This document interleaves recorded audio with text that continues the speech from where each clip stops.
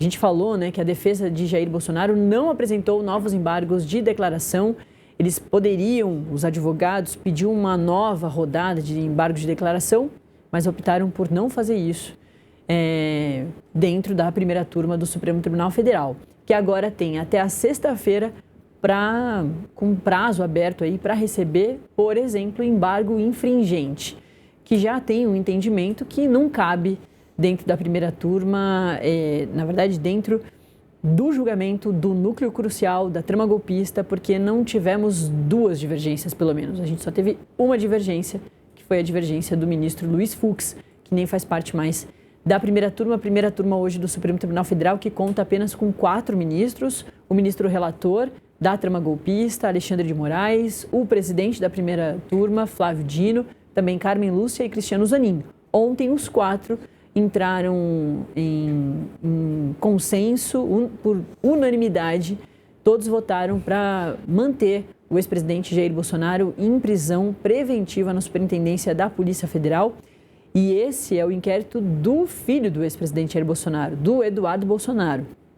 Por exemplo, se o ex-presidente Jair Bolsonaro não tivesse relação com a trama golpista, não tivesse a condenação dele pela trama golpista, ele se manteria preso preventivamente a partir da decisão de ontem do Supremo Tribunal Federal por causa do inquérito do filho. Mas, ao longo dessa semana, ele pode ter a sua prisão definitiva pedida pelo ministro Alexandre de Moraes a partir do trânsito em julgado da trama golpista, mas a gente vai explicar isso tudo melhor com o advogado criminalista e professor da PUC do Rio de Janeiro, o João Vicente Tinoco. Tinoco, é sempre um prazer te ter aqui, muito bom dia. A gente já falou um montão sobre o caso do ex-presidente Jair Bolsonaro, mas sempre tem uma novidade que complica um pouco a história e aí é sempre bom da gente reforçar as informações todas. Tá certo isso que eu coloquei aqui, que se o ex-presidente Jair Bolsonaro não tivesse nada a ver com a trama golpista, ele continuaria em prisão preventiva por tempo indeterminado por causa do inquérito do filho dele, né?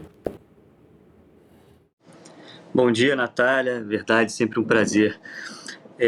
Isso é, de fato, uma questão diferente, porque a prisão foi decretada, como você bem falou, nos autos do inquérito que apuram os fatos do filho, né? Os fatos relacionados à coação no curso do processo e tentativas de influenciar ali os rumos do processo.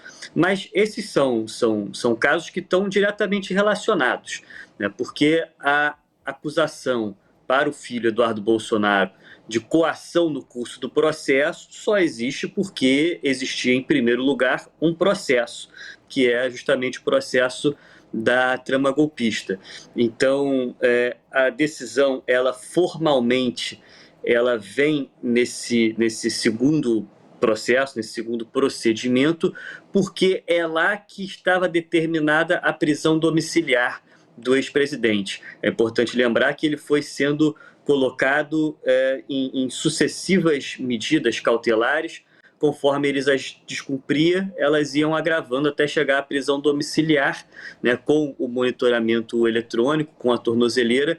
E agora, como fundamento da prisão preventiva principal é justamente a tentativa de burlar essa monitoração, burlar a tornozeleira, imagino que por isso o ministro Alexandre de Moraes decretou a prisão preventiva naqueles autos onde estava a prisão domiciliar. Mas são processos que estão diretamente relacionados um com o outro e conexos. Portanto, faz sentido que um processo também informe o outro. Pois é, e andem paralelamente, né? Essa semana vão andar mesmo. A situação da prisão preventiva vai se manter, assim como os ministros decidiram ontem na primeira turma do Supremo Tribunal Federal.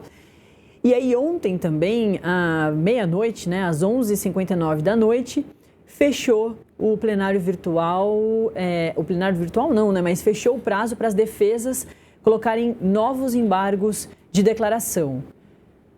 A situação do ex-presidente Jair Bolsonaro é a seguinte, não só do ex-presidente Jair Bolsonaro, mas também de Alexandre Ramagem, foragido, teve a prisão preventiva pedida, mas ele está nos Estados Unidos, e Anderson Torres. Os três não pediram mais embargos de declaração, Tinoco. E aí dos outros a gente fala depois. Mas em relação a esses três que não pediram embargo de declaração, eles têm até a sexta-feira agora para poder pedir o embargo infringente. Eu queria que você explicasse um pouquinho sobre essa situação e, antes mesmo da defesa pedir um embargo infringente até sexta-feira, o ministro Alexandre de Moraes, relator, pode, de forma monocrática, sozinho, portanto, sem perguntar aos outros ministros, entender que esse prazo agora, ou o embargo infringente, é só uma medida protelatória. Ele pode, antes mesmo do fim do prazo, já pedir o trânsito em julgado e o começo dos cumprimentos das penas? Sim, isso é possível. Aí agora a questão ela fica um pouco nebulosa justamente de como o Supremo vai receber esses pedidos, porque existe essa discussão dos embargos infringentes, como você bem anunciou. O entendimento hoje do Supremo é que esse recurso ele não cabe no caso do ex-presidente e no caso dos outros acusados, porque seria necessário pelas palavras, né, do que o Supremo já entendeu em diversos outros processos, que essa divergência, os embargos infringentes, eles são recursos que são embasados por conta de uma divergência, quando o julgamento ele tem uma divergência, alguém divergiu. Mas essa divergência, ela é, nas palavras do Supremo, uma divergência qualificada. Uma divergência qualificada é uma divergência com um número mínimo de pessoas que a acompanharam.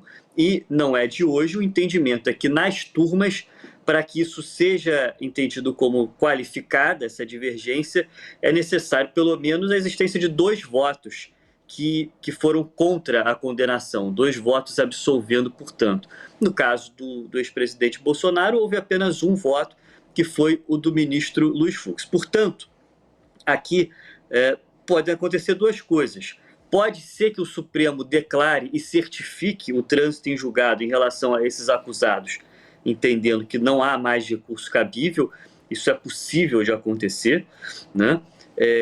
Mas é possível também que, como a defesa já anunciou nos autos, isso já há uma petição em que a defesa do ex-presidente Bolsonaro anuncia a intenção de entrar com os embargos infringentes, é possível também que o ministro, de certa forma, aguarde que essas petições sejam protocoladas para aí sim dar uma decisão, pode até ser uma decisão conjunta sobre os embargos de declaração e a tentativa de embargos infringentes, que ele faça uma avaliação sobre a admissibilidade desses recursos, dizendo que eles não são admissíveis.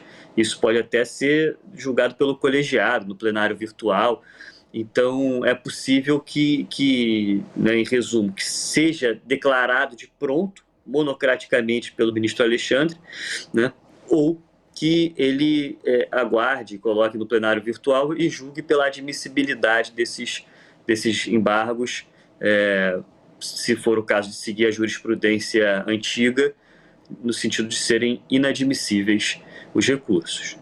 O que significa que a gente pode ser surpreendido a qualquer momento. Não só, claro, a imprensa, mas todos eles, né, que estão aguardando uma nova movimentação da justiça e até mesmo os movimentos das próprias defesas. Ô Tinoco, teve gente